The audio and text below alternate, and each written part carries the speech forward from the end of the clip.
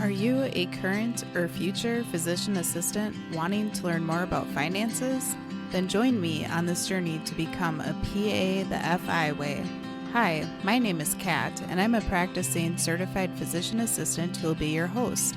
It took me 5 years after I started practicing medicine as a PA to thoroughly dive into my personal finances after I discovered the concept of financial independence. I want to use what I have learned to help you avoid some of the financial mistakes that I have made while sharing some of the financial wins that I have had along the way. Join me as we discuss financial strategies to guide you to becoming a physician assistant on the way to financial independence.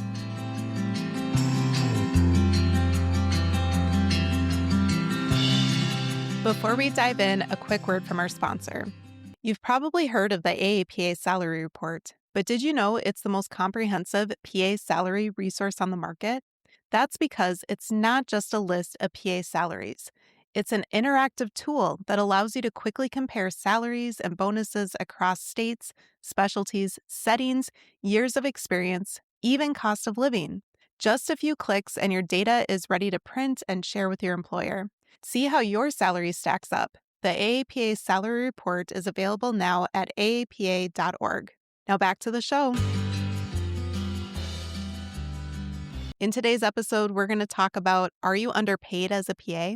And how you can break free from the income ceiling myth. Most PAs think that they're underpaid, but almost no one actually knows if they are or not. And what's worse, many PAs feel stuck and feel like they have already reached their income ceiling for their career. And that could be true for some, but for many, it's actually not true. Trying to figure out what a good PA salary is can absolutely feel confusing and daunting. And part of that is because people feel awkward or feel afraid to try to talk about it, either in person or even online in groups or forums. And you will see a large range of PA salaries out there. So it can feel confusing to you to figure out what is actually a reasonable salary for you in your specialty. And besides specialty, there are other variables that matter.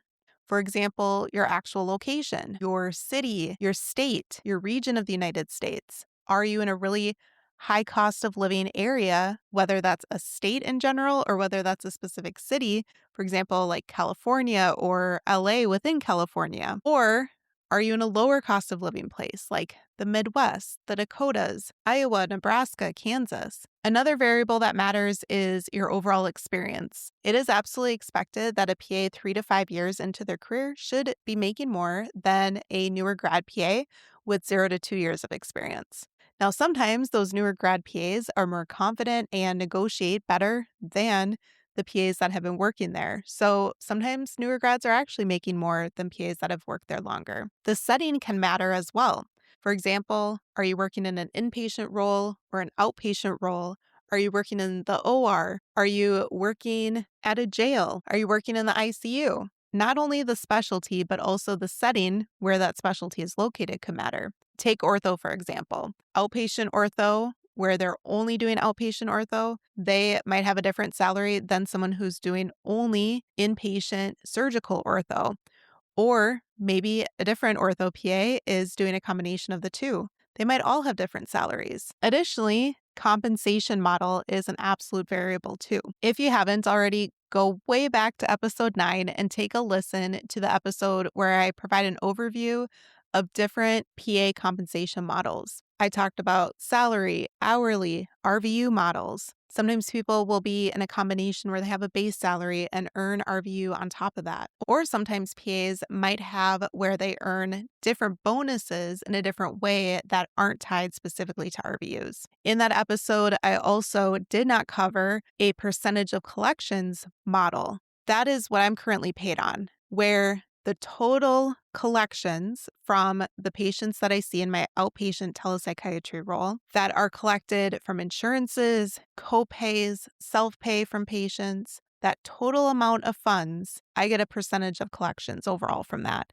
And that was something that I negotiated in this role. So you can understand that there are several variables that go into what is a good or fair or great salary for you as a PA. There can absolutely be some signs that you are underpaid though. For example, if you don't ever get raises, or if you get offered a measly raise. One time I was offered a 1% standard raise for the year, and frankly, it was pretty insulting. I ended up leaving a few short months later for another role anyway, but it was just so disheartening that that was their standard, 1% for the year. Another red flag that you might be underpaid would be if new grads are earning close to your salary or potentially beyond your salary. Again, some of these new grads are learning negotiation and contract information ahead of time, and so they are going into these roles very confident and negotiating their worth very well. And perhaps a few years ago, you just accepted what they offered you and didn't take the opportunity to negotiate. Not everyone talks about their income at the workplace. I encourage you to change that though.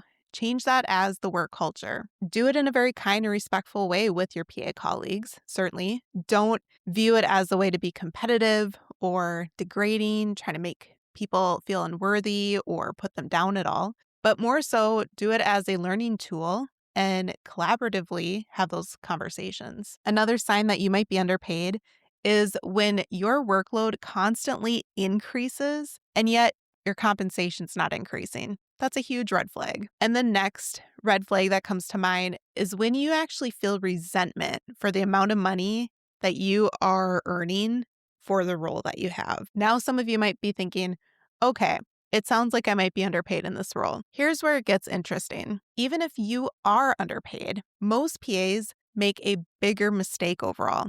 And that's because they assume that there's actually a fixed number that they should be making and that they should be earning or that they can achieve. Unfortunately, there's not a standard number out there, but there are ways that you can figure out what is a decent salary for you, what is a respectable, good, fair salary. So even though there is no single correct PA salary out there, there's absolutely a range. And that is what you should learn to understand, what your range is for the value that you provide and the value that you offer as a PA. Let's talk about why this gap exists. Number one, we touched on this before, is that there absolutely is a lack of transparency out there. Most PAs don't really know what their other PA colleagues are earning, either within their workplace or even within their city or their state. Remember, your hospital or your clinic does not equal the whole market by any means. Next, you don't have clear access to filtered data. There are lots of different tools out there, and Salary Report can be a really great place to take a look at this information. Another reason why this gap exists is because some PAs can stay in a role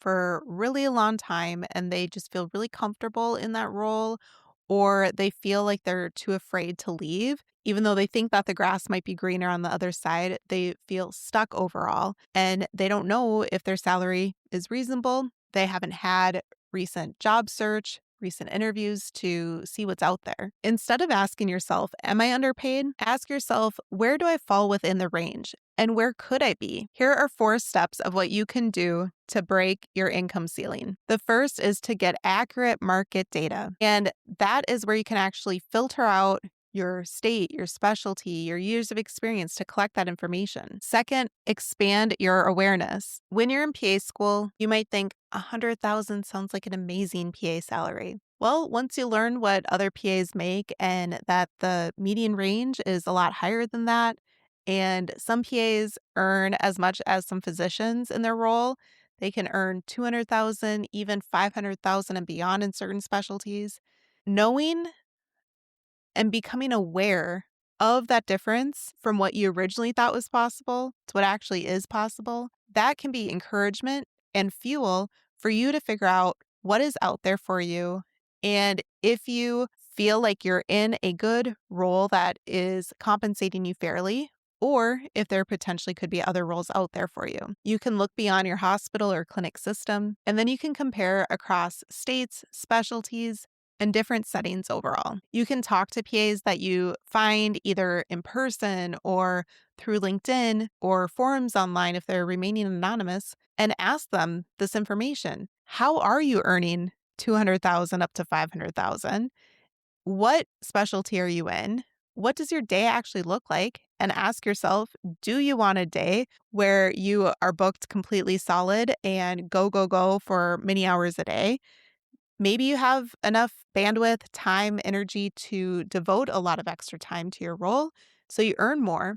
Or maybe they are earning really high incomes as PAs and they don't work above and beyond 40 hours. Those are all incredibly informative points to figure out and learn and understand from them. The third step is to increase your options. Explore different roles that are out there. Actually go on interviews. Even if you don't feel 100% ready to jump ship, perhaps there is a role out there for you. It's very reasonable to explore job postings online or potentially go through a full interview, try to get a shadowing interview after that, and see if another place out there sounds like a really great fit that actually does pay $50K more a year for you. When you are doing that job search, those interviews, make sure that you know your leverage and know your value for what you can provide for them. For example, do you know what your RVUs are? Do you know what the clinic earns because you work there every year? What is the dollar value that you provide? Are you an incredibly high producing PA compared to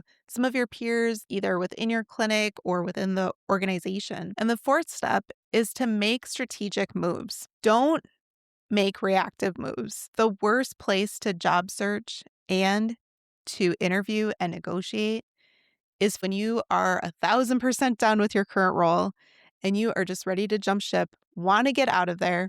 That is not the headspace that you want to be in. If you choose to switch roles, make sure that you're doing so intentionally and not reactively. If you decide to stay in your role, renegotiate with data. Besides PAs having such variable salaries within our profession, there's absolutely a giant variable within each specialty that PAs practice. For example, there are some dermatology roles out there where they are only wanting to pay PAs around $80,000 to $100,000 for training them for a year or two first before they convert over to RVUs. There are derm roles out there where you are earning those RVUs with all those procedures that you're doing in derm and all those office visits that you're having. You're having really short office visits compared to other specialties out there. And they're earning 200 to 500,000 plus. So again, within each specialty, there can be this absolute huge variable out there. Besides dermatology, other types of specialties that might earn more for PAs could be cardiothoracic or cardiovascular surgery, other surgical roles such as ortho, ER roles, even psychiatry roles, especially if you are compensated on a percentage of collections or RVUs instead of only hourly or salary. And beyond clinical PA roles out there, there are a plethora of non-clinical roles that some PAs transition fully into and they don't do any more patient care, such as MSL or informatics. Other times, sometimes PAs are using the skills and the knowledge they know to create work that is not clinical outside of their current role. Or maybe they are picking up a secondary clinical role as well if they want to. This is your reminder that this is really your one true and only precious life out there. So it is essential that you figure out what you want to do as a PA. Do you want to stay in your role? Do you want to try switching specialties? Do you want to renegotiate in your role? Do you want to stay in your specialty but change to another clinic or another hospital system and earn more and see what's out there? Have those interviews, have those conversations with PAs there. Use your network that you've created and have those conversations and discussions with them. Ask yourself, do you want to be inpatient? Do you want to be outpatient? Do you want to be doing procedures all day, such as an interventional radiology or surgery or dermatology or even aesthetics? Or do you like working remotely? Do you want a fully remote position, such as some in psychiatry or sleep medicine or weight management or maternal fetal medicine? I really want this episode to encourage you to think about all those questions and figure out what is truly best for your life as an individual. So I'm curious, what number have you been treating as your income ceiling? And is that actually accurate? If this episode was helpful for you, go ahead and share it with a colleague, your PA bestie from PA school, your PA class if you're a PA student. And if you haven't already subscribed to the show and left a review, it would mean so much if you were to do that. Thanks so much for tuning in, and I hope you have a great rest of your day.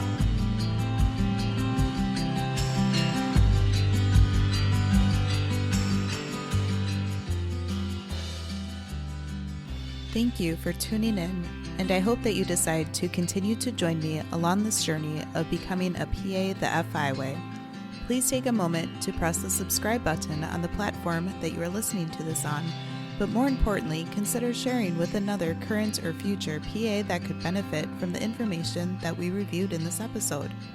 Take care and have a great rest of your day. Until next time.